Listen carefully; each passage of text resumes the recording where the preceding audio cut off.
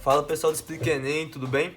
Bom, gente, hoje o assunto da aula é interações intermoleculares e vamos dar início aqui a mais uma aula de química geral. Basicamente, essas interações intermoleculares são forças de natureza eletrostática, ou seja, que é baseada na diferença de cargas elétricas. Cargas positivas são atraídas por cargas negativas, tudo bem? E essas forças elas são responsáveis pela união das moléculas. Elas são responsáveis, então, por manter as moléculas de cada substância atraídas entre si e possibilitando a formação das substâncias. Essas interações termomoleculares, ou o tipo delas, vão ser determinadas principalmente pela polaridade das moléculas. Ou seja, a polaridade é um assuntozinho que a gente vai ver dentro dessa aula aqui daqui a pouquinho.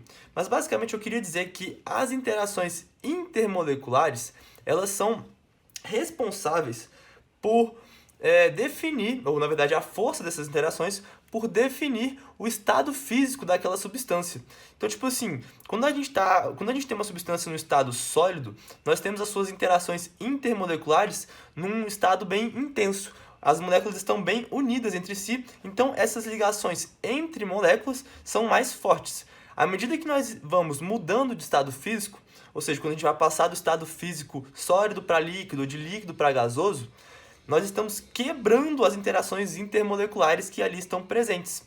E aí permitindo assim com que as moléculas se afastem e mudem de forma, de estrutura.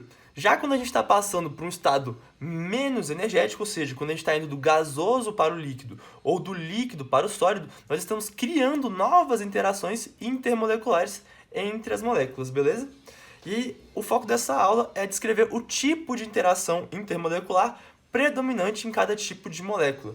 E esse tipo de interação vai ser determinado principalmente pela polaridade existente das moléculas, beleza? Bom, gente, tratando aqui sobre polaridade, eu trouxe uma definição, não é a definição que está nos livros e tal, mas é um jeito que eu gosto de explicar, é que a polaridade vai ser a capacidade de, entre aspas, acumular cargas em determinada região da molécula. Bom, a polaridade, a gente pode estar se referindo tanto à polaridade de uma ligação, ou seja, a polaridade da ligação OH, aqui, por exemplo, ou da polaridade de uma molécula, tipo da polaridade resultante da molécula como um todo, beleza? O que é polaridade, basicamente? Bom, é aquela capacidade de você gerar polos. Por exemplo, num contexto mais palpável para a galera aqui, estamos vivendo um momento de intensa polarização política. Pessoas com diferentes opiniões estão ocupando lados extremos e discutindo. Atualmente estão num cenário bem crítico, mas enfim. O que acontece é que a polaridade ela divide, ela basicamente forma duas coisas antagônicas, certo? E o que acontece aqui? Quando a gente tem uma polaridade da molécula, a gente vai ter um polo negativo e um polo positivo. Basicamente, o polo negativo vai estar carregado negativamente em decorrência do excesso de elétrons que vai estar ali. E o polo positivo vai ser por conta da falta de elétrons. E por que isso ocorre? Ocorre justamente pela diferença de eletronegatividade entre os átomos de uma molécula. Bom, lembra daquela escalazinha aqui da eletronegatividade? Da FON? Fui ontem no clube, briguei e saí correndo para o hospital. Bom, quanto mais eletronegativo for o átomo, quanto mais à esquerda dessa tabelinha ele tiver, maior é a tendência dele de puxar os elétrons de uma ligação para si. Então, por exemplo, aqui, ó, eu estou vendo aqui o hidrogênio que está bem nessa extremidade aqui e o oxigênio que está quase na outra. O que acontece aqui? O oxigênio ele é mais eletronegativo do que o hidrogênio. E dessa forma, aqui tem dois eletronzinhos, o elétron do hidrogênio vai estar sendo deslocado para perto do oxigênio, porque ele está tentando roubar esse elétron aqui. E daí surge um momento de polo, beleza? Isso vai acontecer nos dois hidrogênios daqui. E nós vamos ter, por conseguinte, um momento de polar resultante para cima aqui, beleza? Um momento de polar resultante diferente de zero. O que acontece aqui, então? Basicamente, nós temos diferenças de eletronegatividade que geram polos na molécula. A partir daqui, eu gero um polo positivo aqui nos hidrogênios, certo? Porque eles têm falta de elétrons. E gero um polo negativo e gera um polo negativo aqui no oxigênio, porque eu tenho um excesso de elétrons, que os elétrons estão se movimentando para perto do oxigênio, beleza? Bom, gente, algumas observações importantes aqui acerca da polaridade das moléculas. Bom, primeiramente aqui esse μ, que é uma letra grega, representa um vetor momento de polo que aponta do polo positivo para o polo negativo da ligação, beleza? É um momento de polo entre as ligações e a gente tem um momento de polo resultante que define se a molécula é ou não é polar, beleza? Bom, primeiro, todas as ligações entre átomos diferentes são polares. O que acontece? Átomos diferentes possuem eletronegatividades diferentes e, consequentemente, um dos átomos vai estar tentando roubar o elétron do outro átomo. E, consequentemente, teremos um momento de polo, que vai apontar do átomo mais eletropositivo, ou seja, menos eletronegativo, certo? Para o átomo mais eletronegativo. Lembrando sempre de vocês consultarem a tabela de eletronegatividade. Lembra da foi ontem no clube? Vou aqui explicitá-la sempre, enfim, beleza? Bom, a segunda observação é que muitas moléculas com ligações polares possuem natureza polar.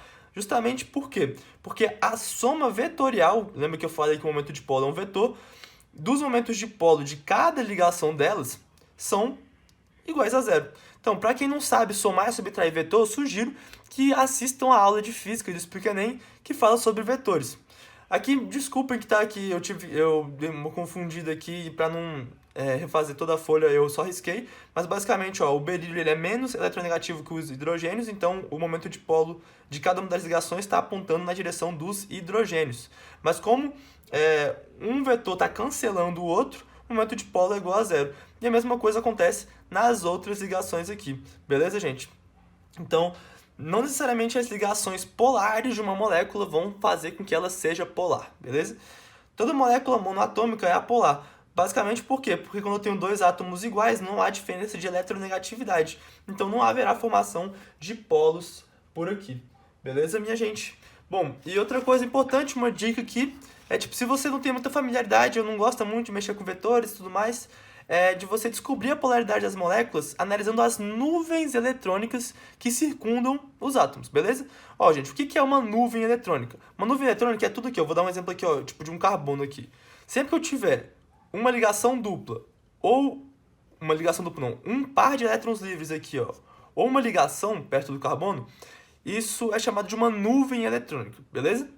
Aí o que acontece? A partir daqui, a gente consegue analisar as nuvens eletrônicas. Aí tudo bem, uma coisa aqui, ó, pode ser ligação simples, dupla, tripla, não faz diferença. Sendo simples, sendo dupla ou sendo tripla, é uma só nuvem, beleza? Tá? Então tá ok. O que acontece aqui? Quando eu tô analisando duas moléculas aqui que a princípio parecem ter a mesma polaridade, assim, porque eu tenho duas ligações aqui, ó, que são polares e tal, mas a água é polar e o CO2 é apolar. Por quê, gente? Basicamente, o que acontece? Quando eu faço a estrutura de Lewis, que vocês aprenderam na aula de ligação covalente, eu consigo perceber que o carbono ele vai ter apenas duas nuvens eletrônicas, que são justamente as suas duas ligações duplas. E aí, como o número de nuvens eletrônicas é igual ao número de ligações, eu digo que a molécula é apolar, beleza? Já aqui no caso do oxigênio, da água, quer dizer, eu tenho 6 elétrons na camada de valência aqui do oxigênio, fazendo com que quando ele se ligue com a água, eu tenha 2 pares de elétrons livres. Daí eu vou ter 1, 2, 3, 4 nuvens e apenas 2 ligações. Dessa forma, uma molécula desse tipo é polar, beleza? Bom, gente, agora chegou a parte da aula que é importante explicitar os tipos de interações intermoleculares existentes. Bom, o primeiro deles, que a gente vai destacar aqui, é o dipolo permanente, ou também conhecido como dipolo-dipolo. Esse tipo de interação intermolecular ocorre entre moléculas polares. Bom, basicamente, como já foi explicado, as moléculas polares são constituídas por um polo positivo e um polo negativo. Consequentemente, o que acontece? Esse polo negativo e positivo não caracteriza uma carga real Isso não quer dizer que a molécula possui carga, é uma molécula neutra, beleza? Porque as moléculas que possuem carga são cátions e ânions, ou seja, são íons. Aqui a gente está falando sobre moléculas mesmo, não sobre íons, beleza? Só retomando algumas coisas aqui da aula de ligação iônica e covalente. Mas o que acontece? A molécula ela é neutra, porém, ela possui esse dipolo, que é um dipolo que ocorre justamente pela diferença de eletronegatividade entre as partes das moléculas. O que acontece então? O polo negativo de uma molécula é atraído pelo polo positivo de outra. E esse polo, consequentemente, também é atraído por esse polo negativo. E aqui eu fiz uma representação, um esquema mais simplificado, mas a gente tem que pensar que são zilhões de moléculas iguais a essa, com cada hidrogênio interagindo com um cloro diferente e o cloro interagindo com mais de hidrogênio diferente, enfim, uma loucura, beleza?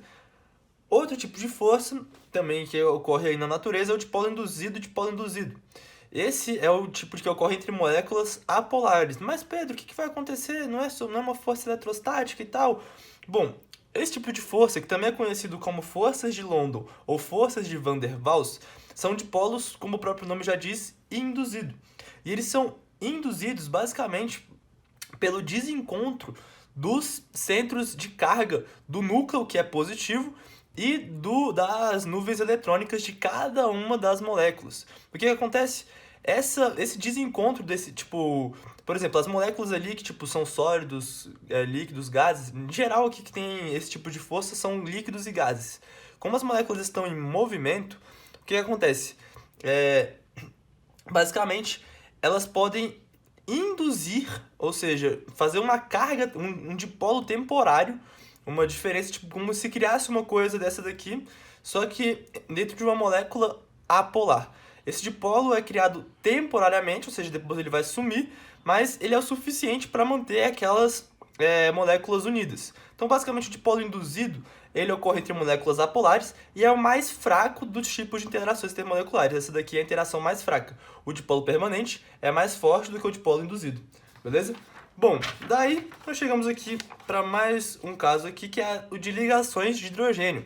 Basicamente, as ligações de hidrogênio são um tipo especial de dipolo permanente, que vai se destacar por conta de sua força elevada, se comparada aos outros dois tipos de interações intermoleculares anteriormente vistos, beleza? Ela vai ocorrer em moléculas que possuem hidrogênio, uma molécula de hidrogênio ligado, esse hidrogênio tem que estar diretamente ligado a um flúor, a um oxigênio ou a um nitrogênio, beleza? Aqui eu trouxe dois exemplos, o exemplo da água e o exemplo da amônia. Basicamente a gente tem aqui o oxigênio ligado ao hidrogênio, que está interagindo com outro oxigênio, que está interagindo com outro hidrogênio, e é basicamente o que acontece. Lembrando que todos esses hidrogênios que estão interagindo com isso vão estar ligados diretamente a um oxigênio. Então, o que acontece? Se eu tenho uma molécula que possui hidrogênio ligado a um desses aqui e aparece uma outra molécula que tem algum desses aqui, essa molécula que tem algum desses aqui vai interagir com hidrogênio que vai estar ligado a um desses na outra molécula, beleza? Não entendeu? Escutei de novo, mais pausado.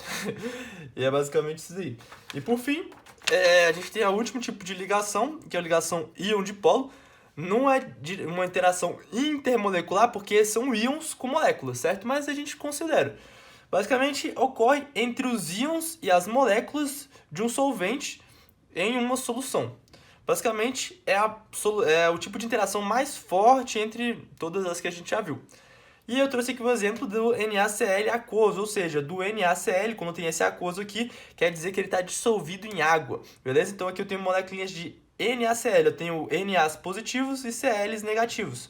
Aí eu tenho uma água aqui que tem um dipolo permanente, né? Um polo negativo no oxigênio e dois polos positivos aqui nos hidrogênios, beleza?